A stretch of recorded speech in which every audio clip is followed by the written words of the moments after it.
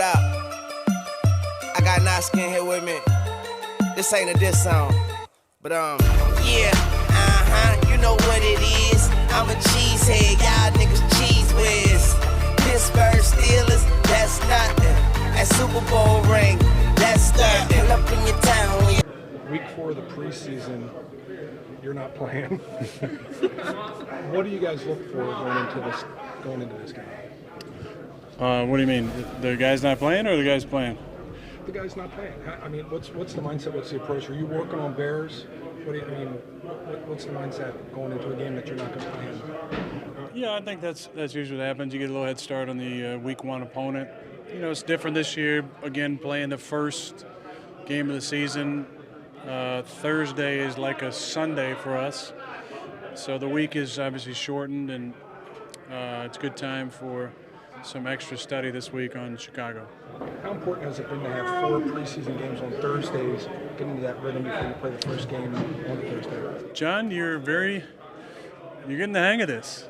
That's a good question. I think it's been really good for us because after really the second one, we got into a in-season type schedule. Now we still had longer practices and night meetings. We're in here till, more of a training camp time. But it did help us kind of get in the flow of what the normal week's going to be like. And this week and last week were obviously very much like an in-season schedule. So you guys, basically got to see from a time standpoint, this is when the media will be. We're practicing kind of after lunch. We have meetings and stuff in the morning. It gives guys a chance to get used to the schedule and start to figure out what their preparation week is going to look like, understanding what days we're installing, base, what day is third down, what day is red zone. So we're just starting to hone in on the preparation week, and it's been nice that we've had 4 Thursday games. So given how personal retirement is to an individual, what you think of that whole scene the other night with walking and... Well, I thought it was pretty disgusting. He's making a really tough decision. And even before that, he makes a decision. I don't know why that doesn't stay in-house to kind of protect him a little bit.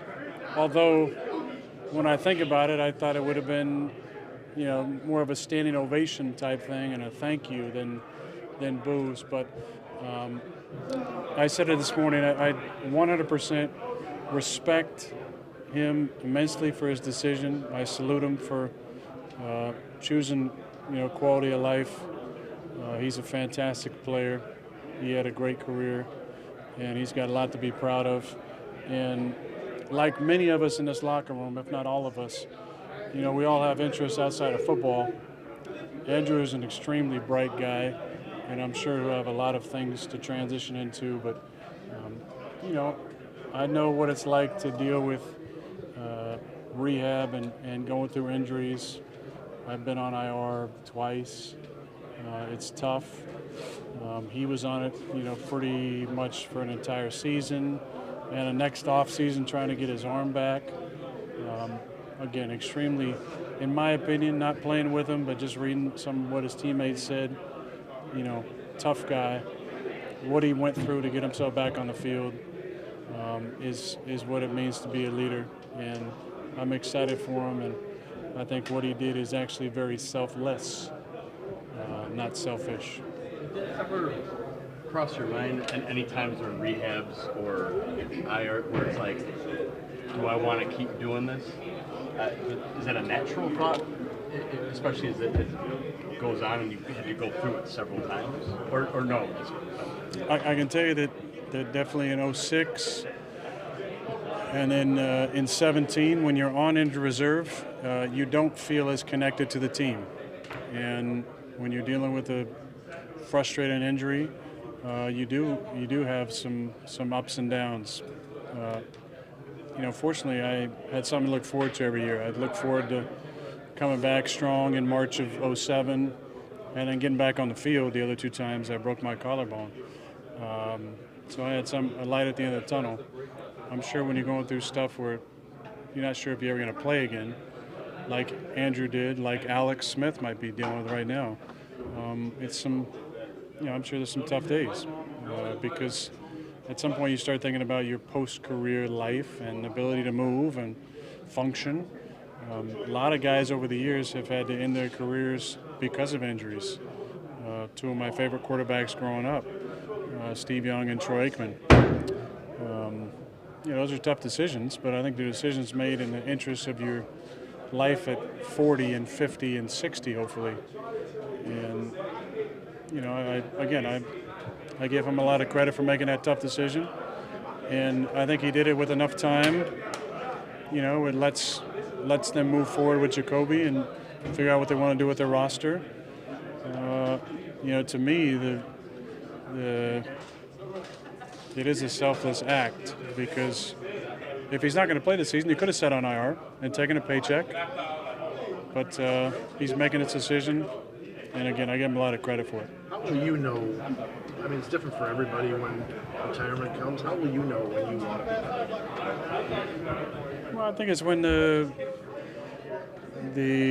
love affair with the game is not there, and or if your body is just not function the way you want it to.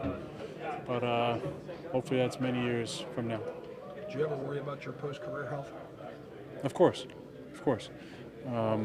Anytime you've had a concussion or a couple concussions, the following days you're always thinking about what it's going to be like. But I think with the medicine the way it is and the research the way it is, there's going to be more and more things that can help guys down the line to feel better, hopefully, and hopefully we can do our job in the PA and continue to take care of former players. Have these last stretch of practices increased your confidence in where the offense is at, especially since you won't play entering Chicago? Yeah, I think we've had two really good practices. I think the tempo has been really high. The efficiency has been good. Bakhtiari actually pulled me aside towards the end of this practice, and he said, it's looking pretty good out there. What are we doing differently? I said, well, we're finally kind of running all of our stuff.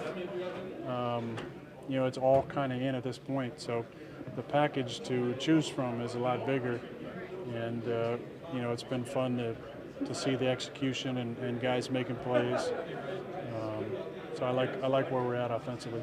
So you made a good case last week that you and Tremont and Bakhtiari more challenged in practice and unscripted team schedules than what you might face in a vanilla preseason game. Your first year here was 43 practices of training camp. This one, 20. And this league is 23 and 24-year-old guys learning the physical part, blocking, tackling, all that. Is this enough time to get them prepared for a 16-game season? It has to be, because that's the schedule. So, there's always complaints from coaches or, third floor folks about the time they get to spend with players. I think there's been a increased accountability on both sides where the coaches have to figure out exactly how to reach the players, and the players have to study even more on their own, and they have to take their stuff home with them or make sure they're putting in extra time to be prepared. Because, you think about when John and I got in the league, we were in here in mid-March, and there were long days back then. There wasn't the same type of restrictions on hours, and you had a ton of time in the off-season program working in the offense, and then OTAs was kind of like in June, and we always had a mini camp around the draft. So there was a lot more time to get ready, and then you get to training camp, and you're doing double days really the first 2 weeks of training camp.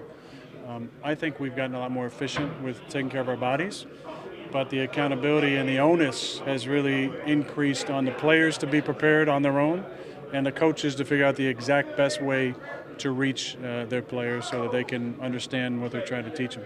Aaron Jones has been working his hands all off-season, so where have you seen that improvement in his game in terms of also incorporating the backs more in that passing game?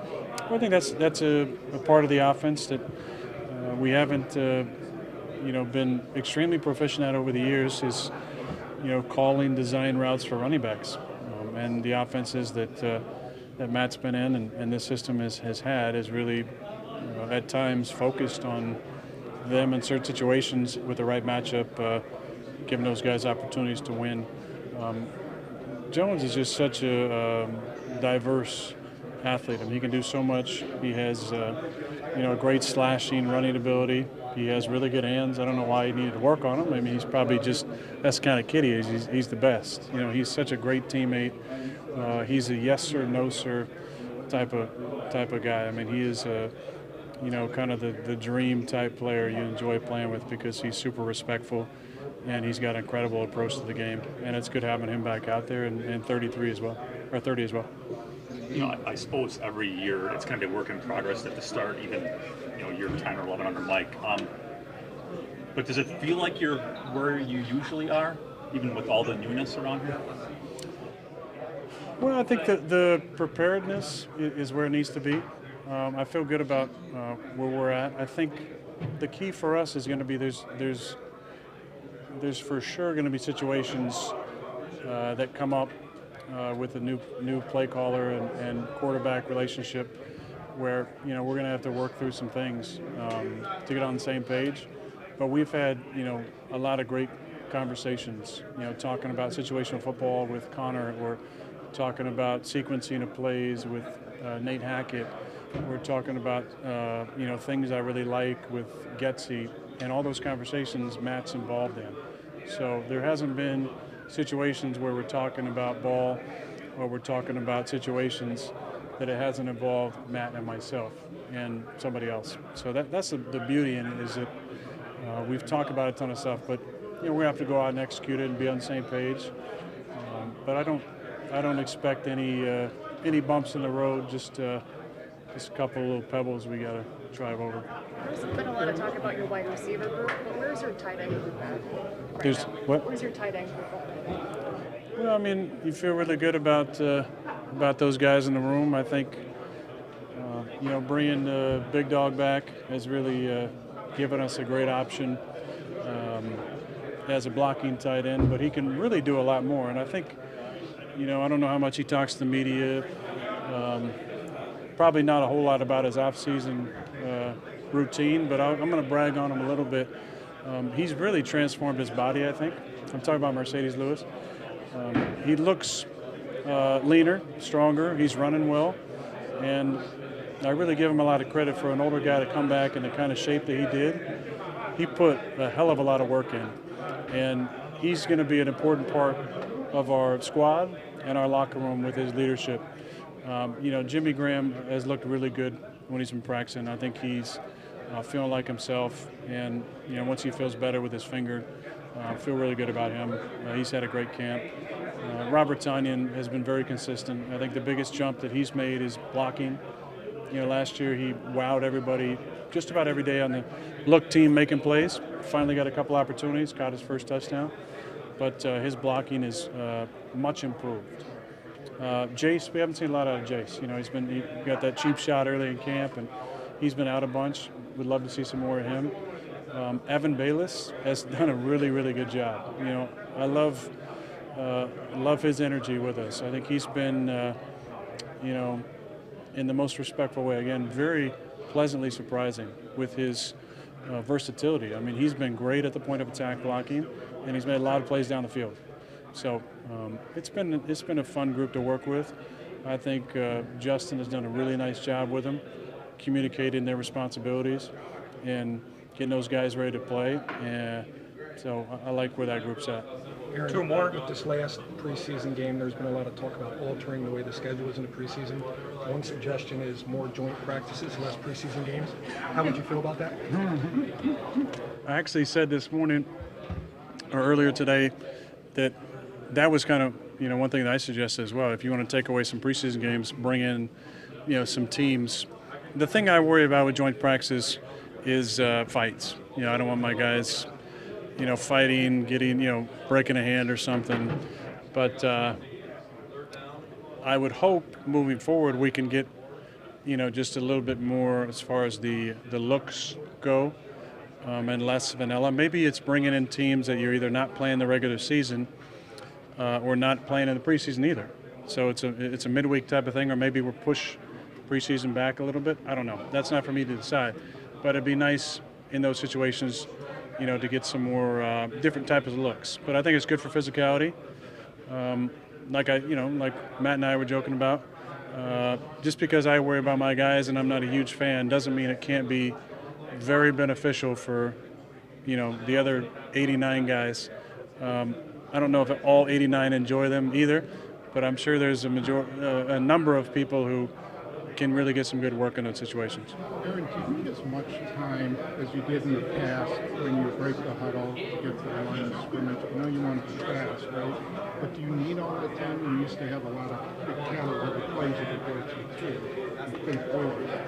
Yeah, I think,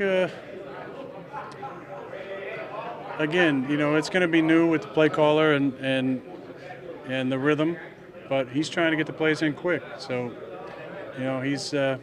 he's talking a big game about how quick he's going to get in. I'm excited, get that play in, let's get rolling. I think that's how you can get into a rhythm, is when the play comes in quick and there's not a lot at the line of scrimmage, you can just get up and go.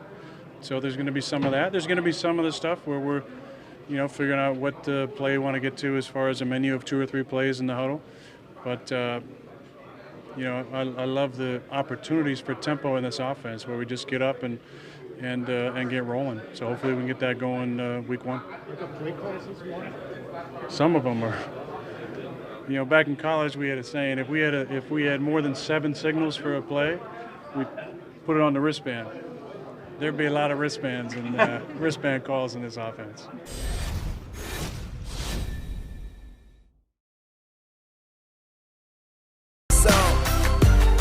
I just love my team. Yeah, that's the team with them big G's on the helmet.